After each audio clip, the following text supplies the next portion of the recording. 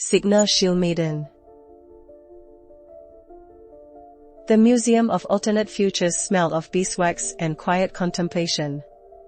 Sunlight, filtered through enormous arched windows, illuminated displays of objects that shouldn't be, a steam-powered loom weaving constellations, a phonograph playing songs from planets that never were.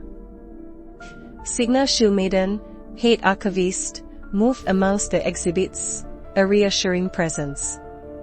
My work here was simple: maintain order, preserve the echoes of possibilities. Everything had its place, every artifact its story. It was a peaceful life, a life of ironclad routine, and I preferred it that way.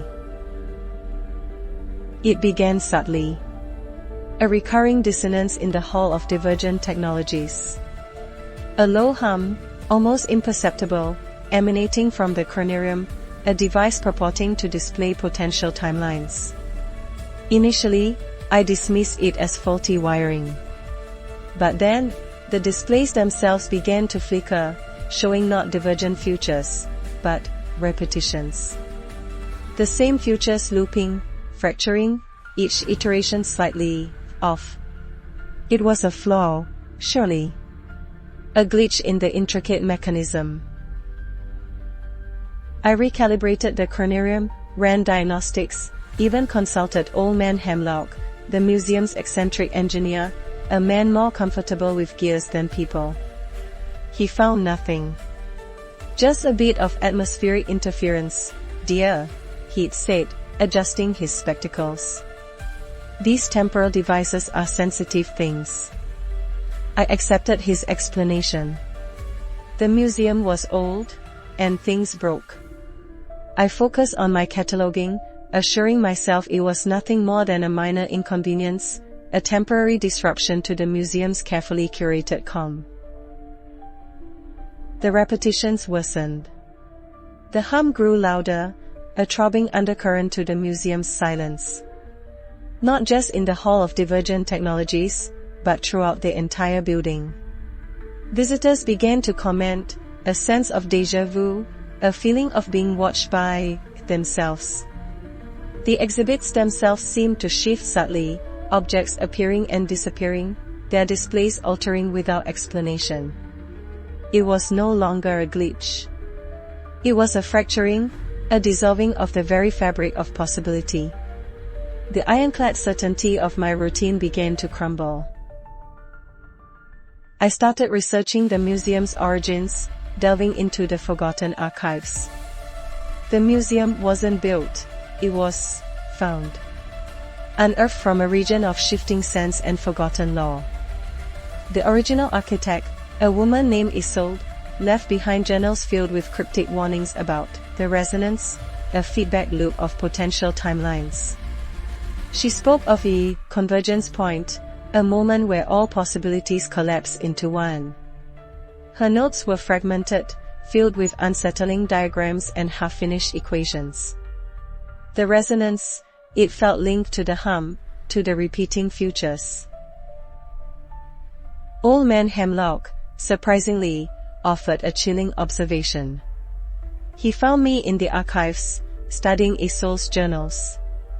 Isolde wasn't just an architect, dear, he said, his voice barely a whisper. She was a character. She built this museum to contain something. To prevent a breakthrough. He pointed to a symbol recurring in Isolde's drawings, a spiral collapsing inward. She warned about a phantom timeline, a future that shouldn't exist. One that seeks to override all others. That night, I dreamt of a city built of glass and shadows, constantly shifting and reforming. The streets were filled with echoes of voices, repeating the same phrases, the same questions. I saw my own face reflected in the glass, but it wasn't me. It was a distorted version, hollow-eyed and filled with a terrible knowing. I woke up gasping, the hum resonating in my bones. The dream felt less like a vision and more like a transmission. A glimpse of the phantom timeline. I discovered a hidden chamber beneath the museum, a room not documented in any of the archives. Inside, I found Isolde's final journal, detailing her ultimate failure. She hadn't built the museum to contain the phantom timeline, she'd built it from it. The museum itself was an echo of the broken future, a fragile barrier against its complete manifestation. And I wasn't just a hate archivist. I was a descendant of Isolde, genetically engineered to maintain the museum's integrity, to prevent the convergence. My ironclad routine wasn't a preference, it was a compulsion, programmed into my very being. The phantom timeline began to bleed through, manifesting as distortions in reality. Exhibits flickered and vanished, replaced by fragments of the glass city from my dream. The hum intensified, becoming a deafening roar. At the center of the museum, a swirling vortex of energy formed, a gateway to the broken future. And standing before it was a figure, a distorted reflection of myself, radiating a chilling emptiness. She was the architect of the phantom timeline, a version of me who had embraced the inevitable convergence. She offered me a choice: join her and allow the convergence, ushering in a new era of unified reality, or fight to maintain the fractured possibilities, condemning myself and the world to an endless cycle of uncertainty. I looked at the swirling vortex, at the promise of order and the terror of oblivion. And I chose to disrupt the disruption. I activated the museum's failsafe, a device Isolde had hidden, a temporal disruptor designed to shatter the resonance, to force the phantom timeline back into the void. It meant sacrificing the museum, sacrificing the echoes of alternate futures, but it also meant preserving the possibility of anything. The museum is gone, reduced to dust and echoes. I stand amidst the ruins, the silence broken only by the wind. The hum is gone, but the air still vibrates with a strange energy. I'm no longer the hate archivist, no longer bound by the programming of my lineage. I am free. But what have I saved? What have I lost?